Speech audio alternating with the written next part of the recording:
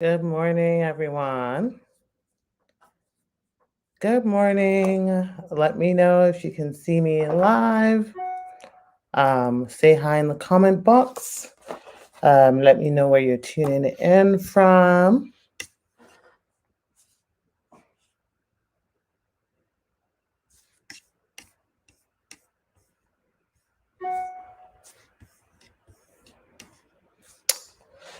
Okay, good morning, everyone. My name is 𝐏𝐥𝐞𝐚𝐬𝐞. I'm an immigration attorney in Orlando, Florida, but I represent clients in all 50 states in the United States with their family immigration matter or international with their family immigration number. My phone number here is 407-995-6567. And if you want to send us a message on WhatsApp, it's 404-333-8751. Okay, so today I'm going to be talking about some of the benefits of, a VAWA petition and why it's useful to people who are dealing with extreme cruelty and abuse to use that route if they qualify for it. Again, leave your comments, questions in the comment box. I'll try to get to as many of them as I can. I only have 15 minutes today. And then let us know where you're tuning in from. Okay, so number one, of course, freedom. For a lot of people, who are married to U.S. citizens or green card holders, where their citizens or spouse, the U.S. citizen or green card holder spouses, parents or children are abusive, they stay a lot of times in those relationships because of,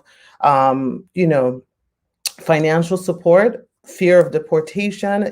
Maybe their spouse has always threatened them that they will deport them. So really, they don't have the freedom. So even though they are suffering, they can't leave because they are just worried, about how they're going to survive when they leave. So one of the key things that you gain power and freedom when you put in a VAWA petition, because it emboldens you to leave, it allows you to get your work permit early on if you follow with an adjustment of status, within 6 to 8 months, so that you don't have to stay in a bad situation and you can leave.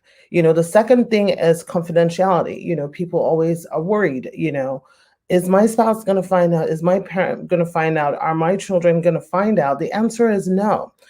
This is a very confidential process. USCIS and immigration takes victims' rights very seriously. And even USCIS cannot disclose that, even if the person who's tormenting you calls or says nonsense about you or calls to say something about you.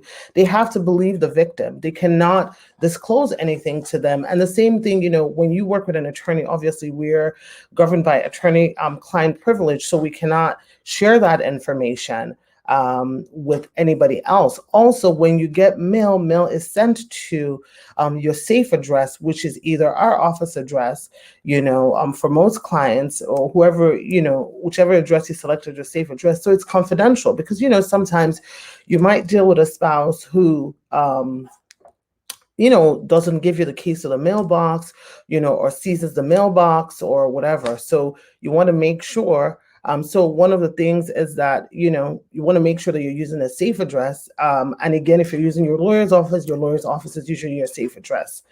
Number three is that it will cover all your children under the age of 21 when you petition for VAWA who are not U.S. citizens or who were not born in this country. So it doesn't matter whether they live outside of the United States or inside of the United States. If they're under 21, if you get a prima facie determination letter, so will they. If you get an approval for VAWA, so will they. The only difference is that, if they're in the United States, they can then file their adjustment of status application at the same time as you or after you. And then if they're outside of the United States, they can file for consular processing after they've gotten approved of the VAWA. The fourth benefit is that you get a 10-year green card. So it doesn't matter how long you've been married to your spouse at the time you separate or at the time you divorce. If you file a VAWA petition, you're not getting a conditional green card, which is a 2-year temporary green card. You get a 10-year green card. So you don't have to deal with getting a green card ever again. Unlike, let's say, if you were married and, you're having issues with your spouse, and let's say they just by stroke of luck approve you guys and they give you a 2-year green card, you're still going to have to go through the same exact process 2 years later to remove the condition. The fifth requirement is that you do not need any kind of financial affidavit of support. So for those of you who don't know what that is, most immigration petitions that require a green card ask you for a financial affidavit of support, meaning that the person petitioning for you has to show that they make a certain amount of income based on their taxes and how many people they're filing for.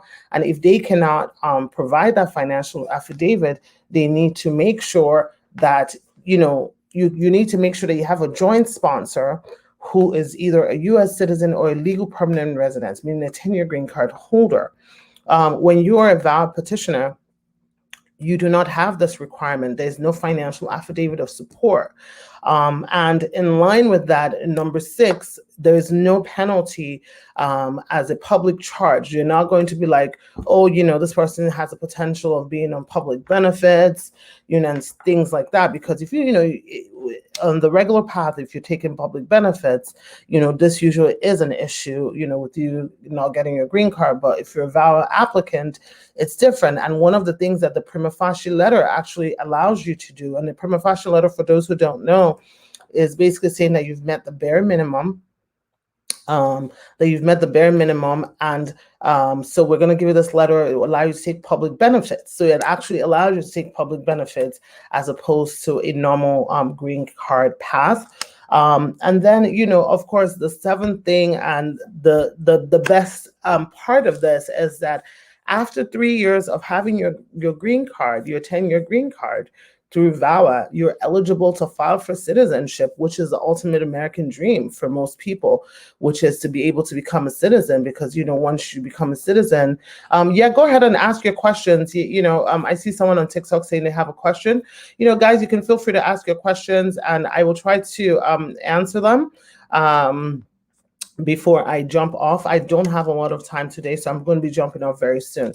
As I was saying, number 7, you get your you're eligible to apply for citizenship within 3 years.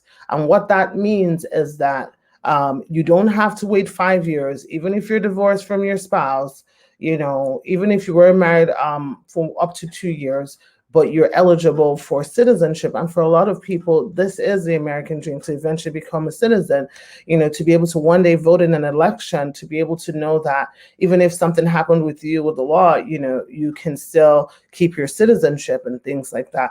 So those, in a nutshell, are the 7 key benefits. I mean, of course, there are other benefits, but those are the 7 that I wanted to touch on, because to me, those are the most impactful for people that file for VAWA self-petitions. Okay, so let's see what questions you have. I have about 2 minutes before I jump off. So somebody is asking, is it advisable to sue USCIS for delaying your permanent residency for 4 years? Well, it's not, I can't give you legal advice because you're not my client, but it is up to you if you would like to sue USCIS or not. Typically, if your stuff is delayed, there are other steps that you can take before you do what we call a writ of mandamus, which is basically suing the government, and that should be the last and final step, which is one, you can, of course, try service inquiry request. If that's still not yielding anything, you can try, an ombudsman request. If that's not yielding anything, you can try for congressional assistance. And if that's still not yielding anything, generally that's the next route, which is to sue, to file a lawsuit for undue delay, which, a lot of times 4 years is a long time. I'm assuming that you're getting your green card application is based on marriage. So 4 years is a long time. So that's something you might want to consider if you've already exercised all these other avenues that, I just talked about. Let me see if you guys have any other questions. If you guys don't have any other questions today, okay, so I don't think there are any more questions today. I'm going to jump off. I hope you guys have a very, very productive week, and I will see you guys tomorrow again. I'm usually here around 9 to somewhere between 9 a.m. to 9:15 a.m. You can catch me live every day except Wednesday. I'm here at 11 a.m. Eastern Standard Time. Okay, guys, I hope you have a great day. Bye.